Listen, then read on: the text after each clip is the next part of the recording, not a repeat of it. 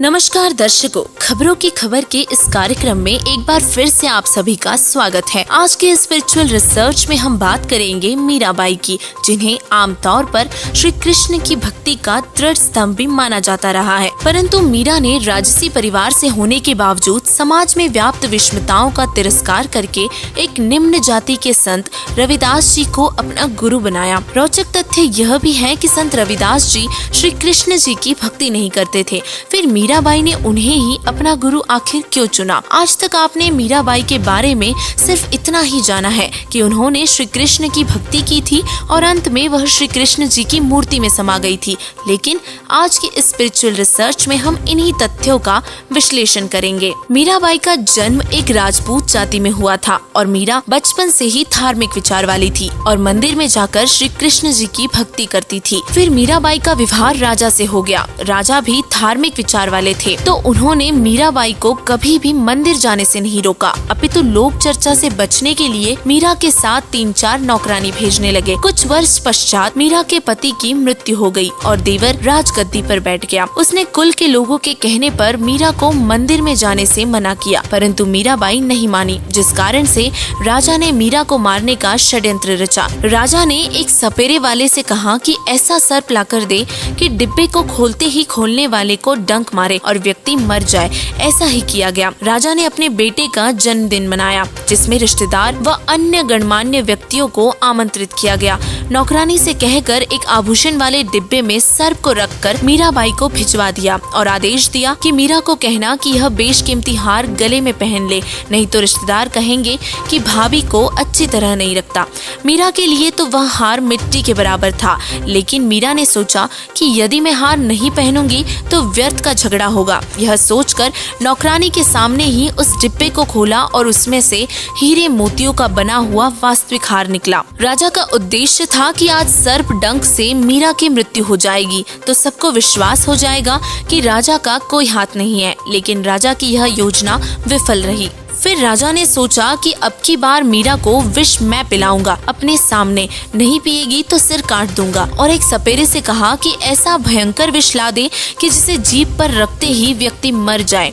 उसने राजा को वैसा ही विष ला कर दे दिया। राजा ने मीरा से कहा कि यह विष पी ले, अन्यथा तेरी गर्दन काट दी जाएगी। मीरा ने सोचा कि गर्दन काटने में तो पीड़ा होगी, विष ही पी लेती हो। मीरा ने विष का प्याला परमात्मा को याद करके पी लिया और मीराबाई को कुछ भी नहीं हुआ। राजा ने उस सपेरे वाले को वापस बुलाया और कहा कि नकली विष लाया है। सपेरे वाले ने कहा कि वह प्याला कहाँ है और राजा के सामने ही उसी प्याले में दूध डालकर एक कुत्ते को पिलाया, तो कुत्ता दूसरी बार जीभ भी नहीं लगा पाया था, वहीं मर गया था। फिर राजा ने देख लिया कि यह किसी भी तरह मरने वाली नहीं है, तो उसको मंदिर में जाने से भी नहीं रोका। जिन श्री कृष्ण जी के मंदिर में मीराबाई पूजा करने जाती थी, उसी मार्ग में एक छोटा सा बगीचा था और उसी बगीचे में परमेश्वर कबीर जी तथा संत रविदास जी सत्संग कर रहे थे। मीराबाई ने देखा कि यहाँ पर परमात्मा की चर्चा या कथा चल रही है, कुछ देर सुनकर चलते हैं। परमेश्वर कबीर जी ने संक्षिप्त में सृष्टि रचना का ज्ञान सुनाया और कहा कि श्री कृष्ण जी यानी कि श्री विष्णु जी से भी ऊपर अन्य सर्वशक्तिमान परमात्मा है। अगर जन्म और मरण समाप्त नहीं होता तो भक्ति करना और न करना समान ही है। जन्म और मरण तो श्री कृष्ण जी का भी समाप्त नहीं हुआ, उनके पुजारियों का भला कैसे होगा? परमेश्वर कबीर जी के मुख कमल से यह वचन सुनकर परमात्मा के लिए भटक रही आत्मा को नई रोशनी से मिली। सत्संग के उपरांत मीराबाई ने प्रश्न किया कि हे महात्मा जी, आपकी आज्ञा हो तो शंका का समाधान करवाऊं। परमेश्वर कबीर जी ने कहा कि प्रश्न करो बहन जी। मीराबाई ने कहा कि आज तक मैंने किसी से नहीं सुना कि श्री कृष्ण जी से भी ऊपर कोई परमात्मा है। आज आपके मुख से सुनकर मैं दो राहे पर खड़ी हो गई हूँ। मैं मानती हूँ कि संत झूठ नहीं बोलते। परमेश्वर कबीर जी ने कहा कि आपके धार्मिक ज्ञानी गुरुओं का दोष है, जिन्हें स्वयं ज्ञान नहीं था कि आपके सदग्रंथ क्या ज्ञान देते हैं। श्रीमद् देवी भागवत पुराण के 3 स्कंद में श्री विष्णु जी स्वयं स्वीकार करते हैं कि मैं विष्णु, ब्रह्मा तथा शंकर नाशवान है। हमारा आविर्भाव यानी कि जन्म और तिरोभाव यानी कि मृत्यु होती रहती है। हम अविनाशी नहीं है। मीराबाई बोली, हे महाराज जी, भगवान श्री कृष्ण जी मुझे साक्षात दर्शन देते हैं, मैं उनसे संवाद करती हूँ। परमेश्वर कबीर जी ने कहा कि मीराबाई, आप एक काम करो, भगवान श्री कृष्ण जी से ही पूछ लेना कि आपसे ऊपर भी कोई मालिक है, वह देवता है, कभी झूठ नहीं बोलेंगे। रात्रि में मीराबाई ने भगवान श्री कृष्ण जी का आह्वान किया। त्रिलोकीनाथ प्रकट हुए। मीराबाई ने अपनी शंका का समाधान के लिए निवेदन किया कि हे प्रभु, क्या आपसे ऊपर भी कोई परमात्मा है? श्री कृष्ण जी ने कहा कि मीरा, परमात्मा तो है, परंतु वह किसी को दर्शन नहीं देते। हमने बहुत समाधि व साधना करके देख ली। मीराबाई ने सत्संग में परमात्मा कबीर जी से सुना था कि उस पूर्ण परमात्मा का मैं प्रत्यक्ष दर्शन करवाऊंगा, सत्य साधना करके उसके पास सतलोक में भेज दूंगा। मीराबाई ने श्री कृष्ण जी से फिर प्रश्न किया, क्या आप जीव का जन्म और मरण समाप्त कर सकते हो? श्री कृष्ण जी ने कहा कि असंभव है, लेकिन परमेश्वर कबीर जी ने कहा था कि मेरे पास ऐसा भक्ति मंत्र है जिससे जन्म और मरण सदा के लिए समाप्त हो जाते हैं, वह परम धाम प्राप्त होता है। मीराबाई ने कहा कि हे भगवान श्री कृष्ण जी, संत जी कह रहे थे कि मैं जन्म और मरण समाप्त कर देता हूँ,